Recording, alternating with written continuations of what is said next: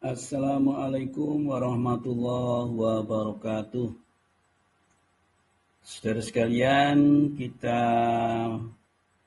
mengawali kuliah pada pertemuan yang ketiga ini.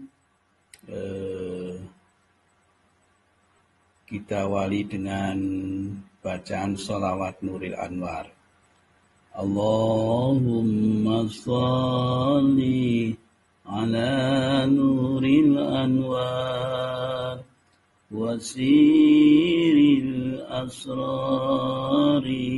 wa tilyakil akhyar wa miftahi babil yasari sayyidina wa maulana Muhammadinil muhtar wa alihil adhari wa ashabihil ahyar adada ni'amillahi wa ibdoli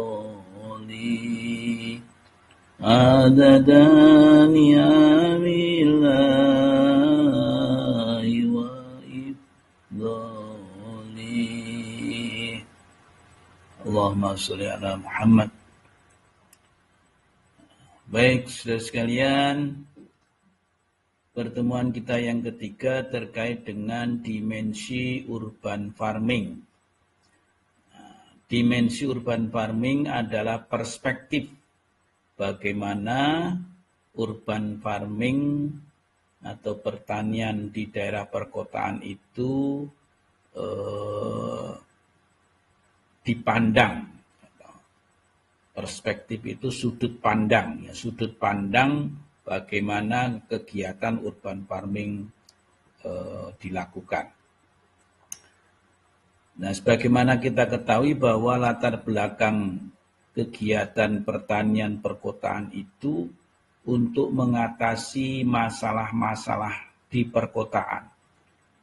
Yaitu semakin berkembangnya suatu kota, maka di situ akan terjadi perubahan-perubahan tata ruang, perubahan-perubahan pemanfaatan lahan. Lahan-lahan pertanian dikonversi menjadi bangunan, menjadi real estate, menjadi pabrik-pabrik. Nah, konversi lahan itu sudah barang tentu akan merubah juga pola hidup. Petani yang kehilangan lahannya yang dikonversi, maka dia tidak punya kegiatan pertaniannya menjadi hilang. Buruh-buruh tani yang semula bekerja di situ menjadi tidak terserap, maka kemudian terjadilah apa yang disebut urbanisasi. Perpindahan penduduk dari desa ke kota. Kemudian ada permasalahan pengangguran di situ. Sementara dari sisi pendidikan, keahlian di bidang pertanian, kalau di kota maka yang dibutuhkan adalah tenaga kerja yang ada di industri-industri yang berkembang. Nah, sehingga biasanya kalau dari desa itu menjadi pekerja-pekerja kasar, ya, pekerja serabutan, bahkan kemudian kerja-kerja di sektor non formal. Dari situ kemudian timbul masalah yang lain, ada kemiskinan, ada kesenjangan sosial.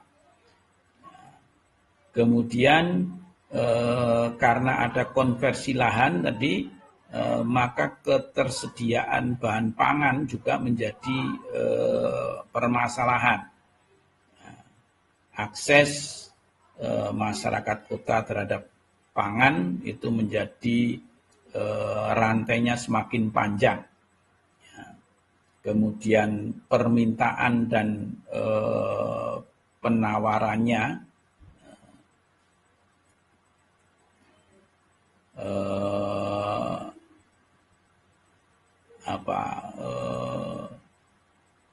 balancing antara pemasok supply and demand-nya itu menjadi tidak berimbang, fluktuasi harga menjadi semakin tajam. Nah, kita coba menelusuri bagaimana sejarah urban farming di dunia. Ya, ini ada di Alhambra, ya, perkembangan bagaimana tata kota di Andalusia, Spanyol yang sekarang ini menjadi Spanyol, ya dulu ketika Islam berkembang, mengembangkan wilayahnya sampai ke Eropa di Andalusia, ya, yang sekarang menjadi Spanyol itu, Islam itu suka dengan keindahan, maka pusat-pusat pemerintahannya di Andalusia itu dihiasi dengan taman-taman indah, ya, taman-taman indah. Nah, di sini kreativitas urban farming itu menjadi leading di situ. Nah, kemudian bagaimana kota-kota kuno di Eropa dan Amerika ini juga berkembang dengan pesatnya. Nah, ini berbeda dengan urban farming di zaman modern sekarang ini. Ya, kalau zaman dulu itu lebih kepada menciptakan suasana keindahan, kenyamanan di sekitar penguasa, di istana, di ruang-ruang terbuka, di tempat-tempat di mana penguasa itu ingin melakukan relaksasi, gitu ya, relax, healing gitu ya. Nah, ini di situ diciptakan suasana-suasana yang indah. Nah, tetapi yang urban farming di zaman modern sekarang ini tujuannya bukan untuk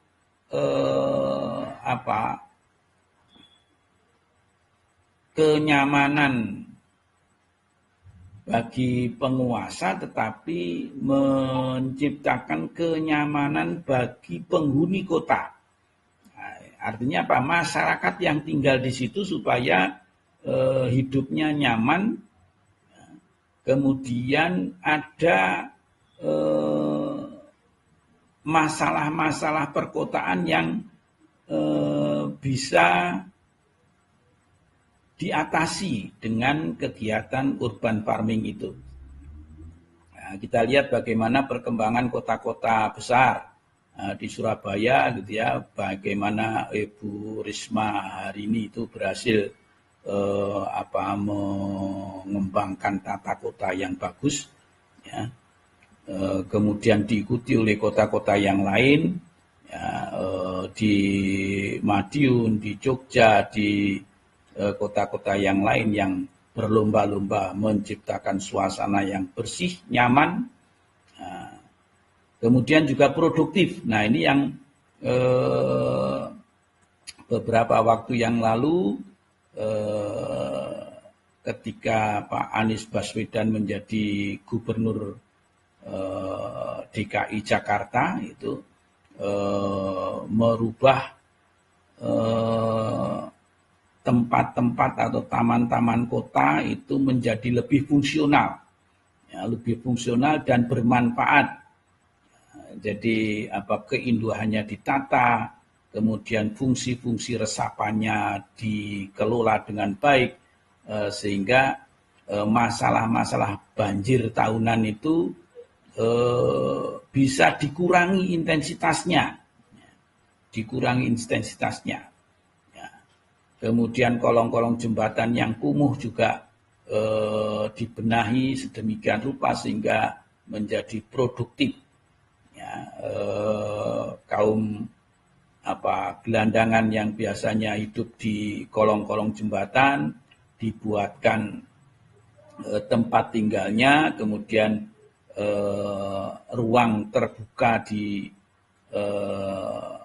bawah-bawah yang biasanya ditempati untuk tempat tinggal itu dipakai untuk mengembangkan usaha urban farming ya, bagi masyarakat yang memang selama ini bekerja di sektor informal, hingga ada kegiatan baru yang berimplikasi pada ekonominya.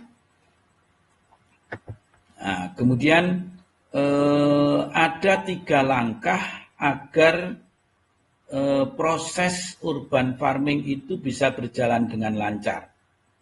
Nah, langkah pertama harus diberikan edukasi dan penyuluhan kepada masyarakat tentang keuntungan-keuntungan nilai tambah dari kegiatan urban farming itu. Nah, kemudian yang kedua, tidak sekedar disosialisasikan dan diberikan penyuluhan saja, dididik,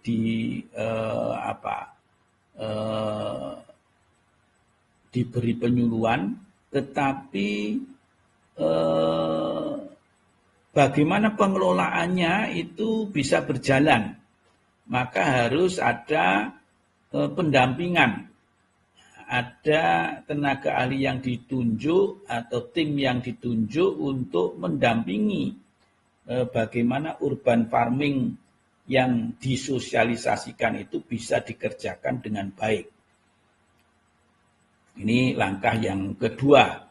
Nah, langkah yang ketiga, apabila masyarakat sudah dapat melakukan urban farming sesuai dengan petunjuk-petunjuk atau pelatihan-pelatihan yang diberikan dan sudah menghasilkan produk, maka harus juga diciptakan serapan pasarnya.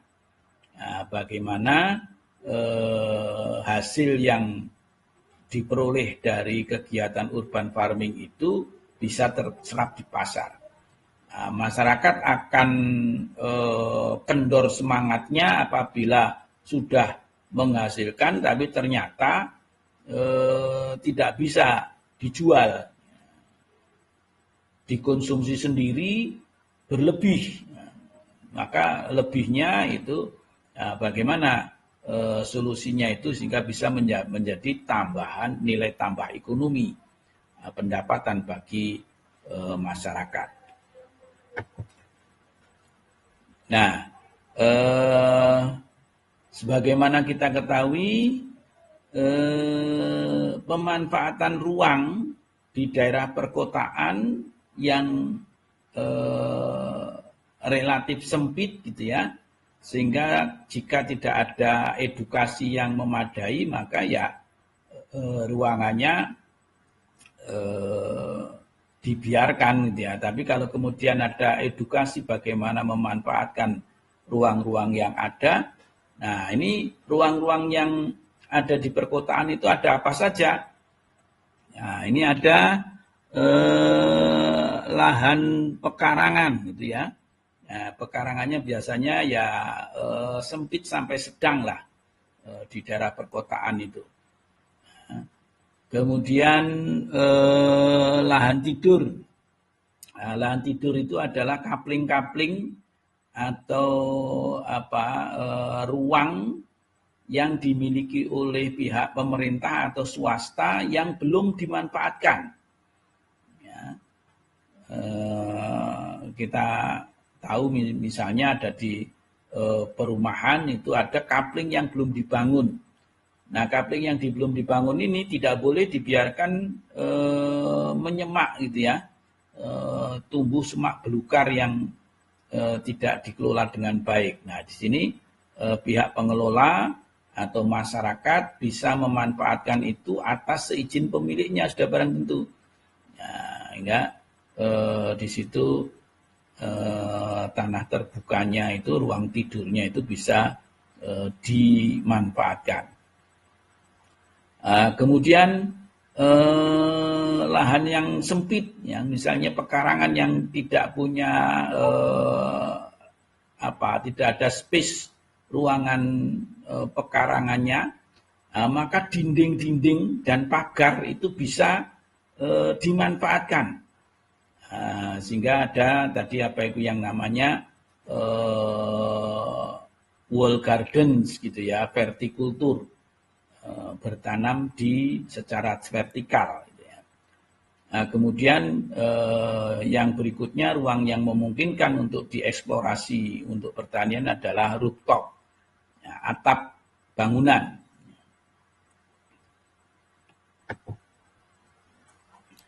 Nah, masuk kepada perspektif urban farming yang pertama adalah mengatasi pemanfaatan lahan yang tersedia di perkotaan. Nah, yang tadi berdasarkan luasan lahannya, ada yang tidak memiliki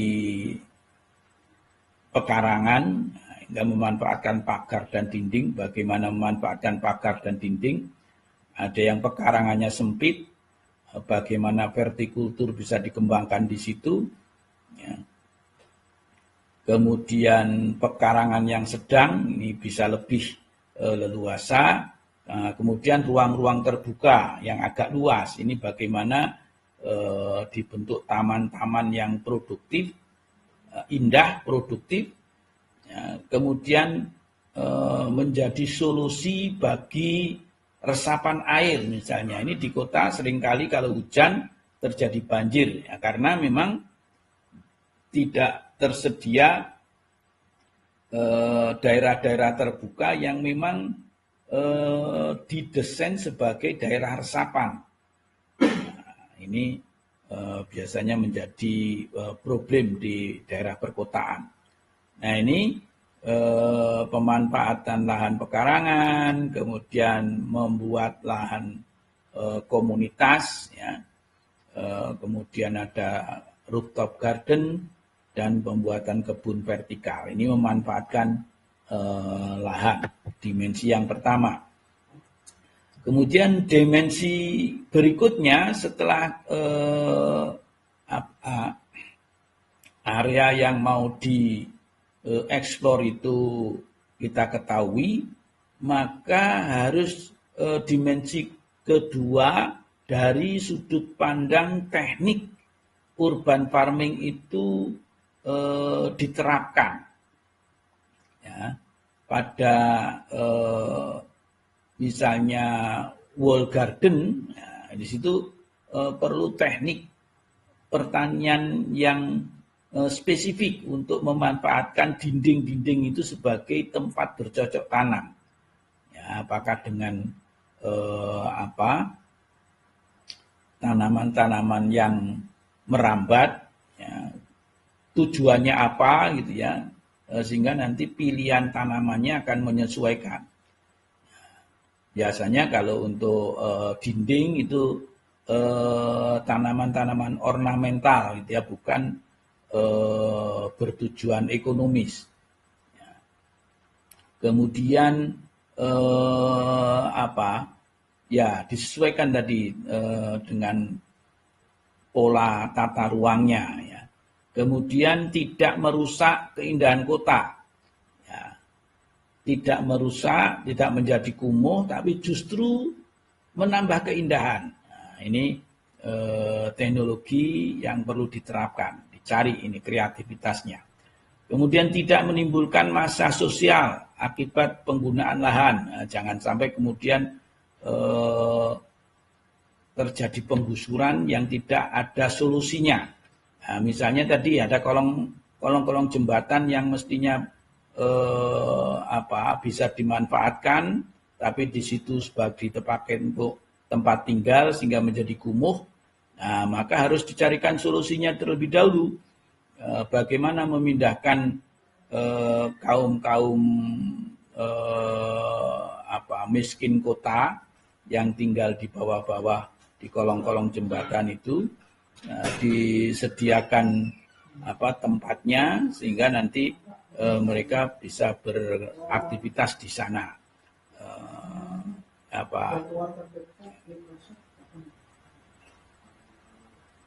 Kemudian tidak menggunakan input kimiawi yang berlebihan. Kita tahu bahwa kota sudah mengalami pencemaran polusi yang cukup menjadi beban masalah. Tidak boleh kemudian tambah dengan polusi dari bahan kimia yang berlebihan dari aktivitas urban farming. Sehingga urban farming diharapkan menggunakan pendekatan organik, ya, sedapat mungkin organik, setidak-tidaknya semi organik, ya, mengurangi bahan kimia yang berlebihan. Kemudian penerapannya tidak menimbulkan erosi. Ini harapannya memang kemudian menjadi lebih indah, bahkan tadi direncanakan menjadi daerah resapan air,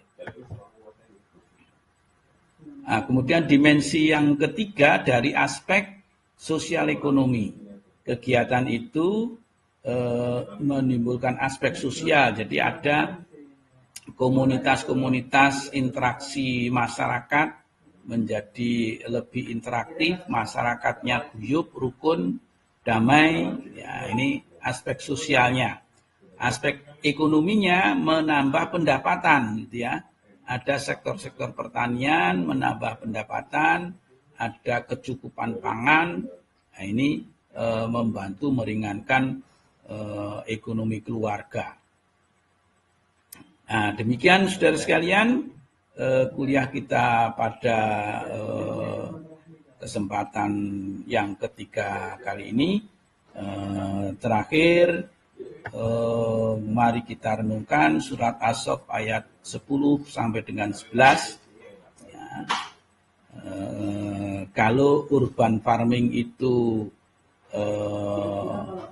salah satunya berbicara tentang keekonomian, maka surat As-Saff ini bicara tentang perniagaan. Ya, perniagaan itu kegiatan jual beli, kegiatan ekonomi.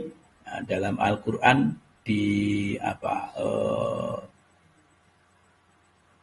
nilai-nilainya diajarkan. A'udzubillahi minasyaitonirrajim.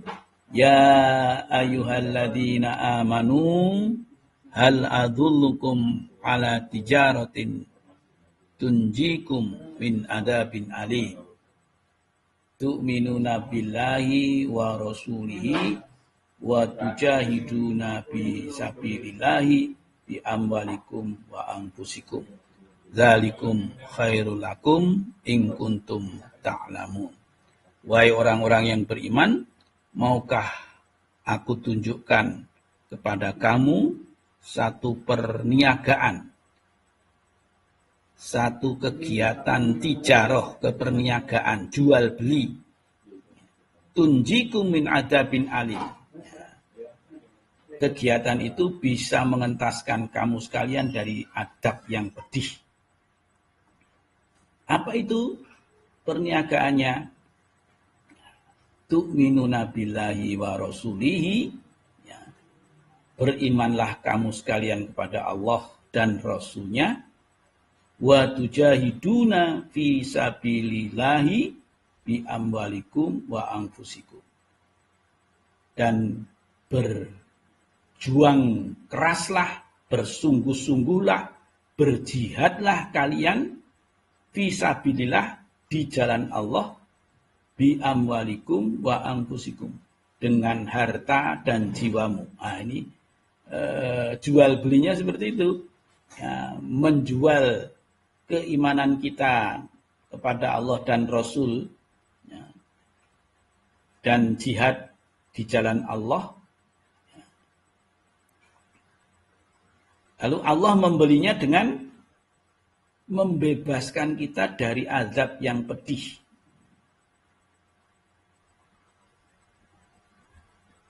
Zalikum khairul lakum in kuntum ta'lamun. Nah, yang demikian ini baik bagi kamu jika kamu mengetahuinya.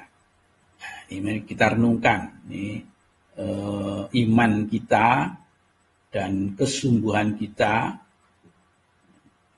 di jalan Allah ini. Jadi kita ini semuanya insan-insan dakwah. Jahidu fisabilillah bi amwalikum wa anfusikum.